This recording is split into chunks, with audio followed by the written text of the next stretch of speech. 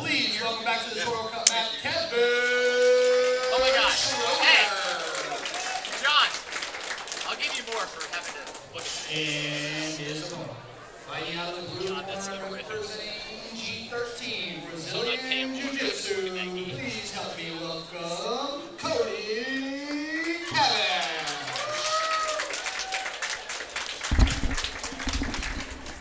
I'm actually really excited for this one. Brown belts in the gi. Cody, new to the area, had the pleasure of rolling with them.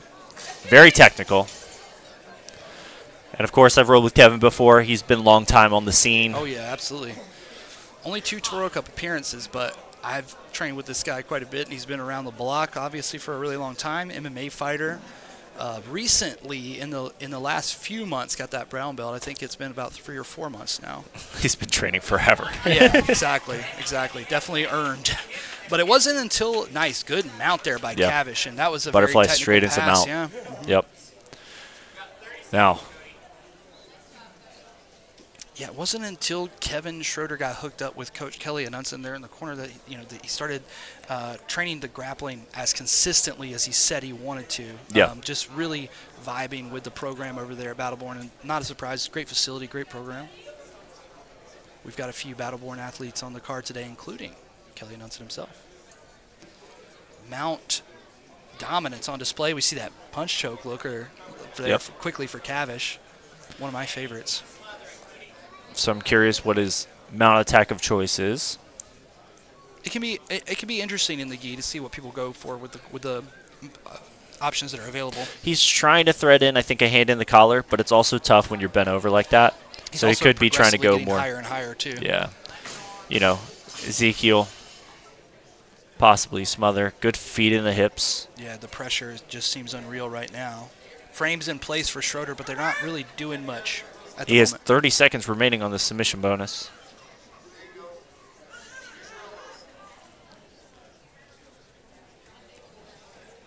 You see Kevin trying to feed the arm above his head. Here comes an Ezekiel. But it feeds the arm right into the right place for that Ezekiel. I will say, when they're hugging like that, you almost need to start stepping up, going for those like monoplatas. Yeah. Look to isolate those arms. Kevin looks like he's going to build a bridge real quick. But the further Kavesh gets away from the hips, the less impactful the bridge will become. So you got to be careful if you're Kavesh to keep your weight evenly distributed so you don't just get rolled over. But you also have to be careful with, as Kevin, to not just bridge empty air right here, which looks so far to be what's happening. And now we see him feeding that arm behind the head. Looks like he's going to go for a shoulder lock, maybe. Or maybe just isolating further.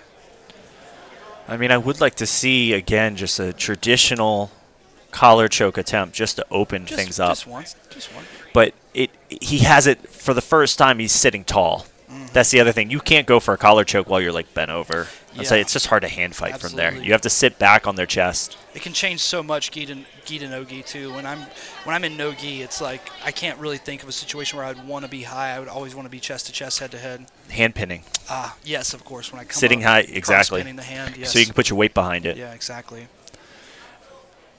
But this in the gi is nightmarish when you're in Kevin's position, especially if you are a slightly less experienced grappler. And we've all been here in class before, right? I mean, he keeps going to that hip hug like that behind it. I mean, that's one arm you have one less hand you have to hand fight with. I mean, you're essentially just holding yourself in the position. Yeah, it's not as fundamentally sound. It's not doing anything for you except maybe buying you a little time. He looks like he's trying to use that belt to just keep him at bay. I like that. I like this idea. Just keep trying to walk the arm up. That's very no-gi, right? Get the elbow above the shoulder.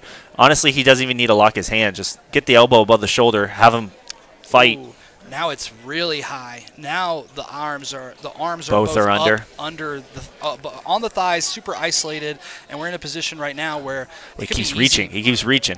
He's not gaining that space though. Every time he reaches there, see, he should regain that space. Oh, good. Switch There, knee on now he's belly by playing Kavesh. loose. 50 seconds until points, and we have Kavesh trying to do a little slick back take here. Kevin thought he was out. Just when I thought I was out, they pulled me back in and grabbed my lapel. Oh, that was smart. I had this conversation with Randy for her match. Is Bow and arrow choke. Looks like it's play looser. Play looser. If you play so tight, they play tight. Loosen up.